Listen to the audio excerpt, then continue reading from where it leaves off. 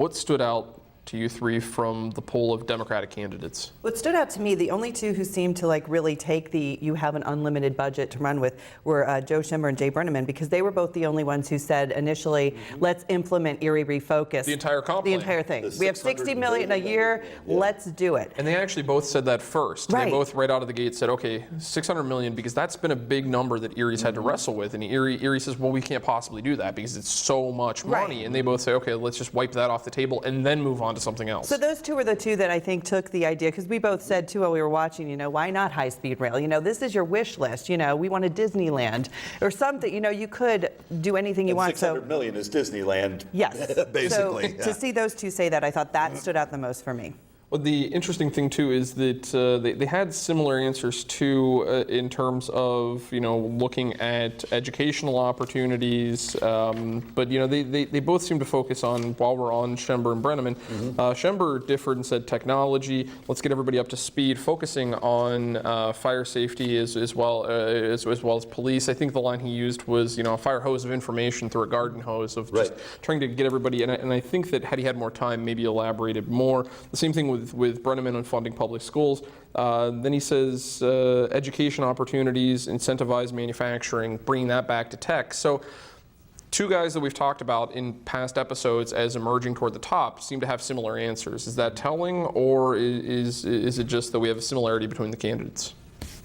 I thought they did really well, and I actually thought Schember knocked it out of the park, because what he did, he also spoke of in great detail, regionalism, restoring these relationships both with the county and in the region, the view of Erie, and then that extra step, I want to see a vibrant downtown, and that is the vision. That is actual vision. But also the 10-year time frame. That was what I was going to And get it was to, practical. The time frame that he immediately said, I want to talk 10 years.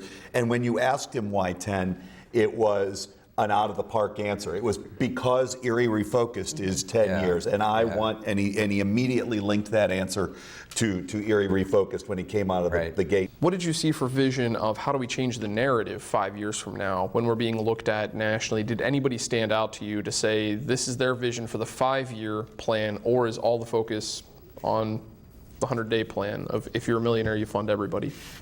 No, I'm going to go back to the same two guys we just talked about. I liked the fact when Schember said, in 10 years, my two kids have moved back because they have good jobs in Erie, because it made it very personal very quickly. And if Joe Schember's two kids can move back with good jobs, then a lot of people's kids can either stay or move back with good jobs, theoretically, is what I think he was going for. Ben, as I'm sure you're aware, Erie Refocused is scheduled to cost $60 million a year for the next 10 years. So if money were no issue, that would be the first thing I would implement. We'd implement all those programs immediately. Next, one of the city's problems right now, as I've learned talking to a lot of city employees, is technology. Whether it's in the police department or whether it's in the code enforcement department, they spend hours doing things that, if we had the right technology, could be done literally in minutes. The police describe it to me this way. They say when they're out in their car reporting on a crime, they're trying to enter it in, and when they try to send it, it's like sending a fire hose of information into a garden hose. It's just, many of them go back to the office and spend the time there doing it rather than do it more quickly in the car. State police can write a ticket and hit it out immediately. Our police can't do that because the technology isn't there. The last thing I would do is, particularly in police and fire, 20 years ago we had 220 policemen. Now we have 170. The same sort of things happen in the fire department. Obviously they could do their jobs better if they had more people. We would hire more people as well. That would be a nice problem to have, by the way. Let's fast forward 5 years. What narrative of Erie is being told if you've been elected and your vision has been implemented? What stories are these outlets telling?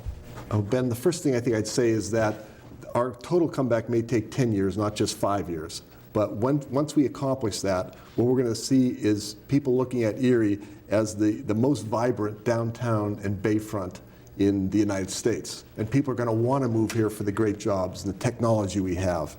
So we'll have this vibrant downtown and bayfront, and the last thing that would really please me is my two children from San Francisco and Albany will move back to Erie with great jobs here. That's a great answer, and I do just want to take just a second for follow-up to allow you to expand a little bit more.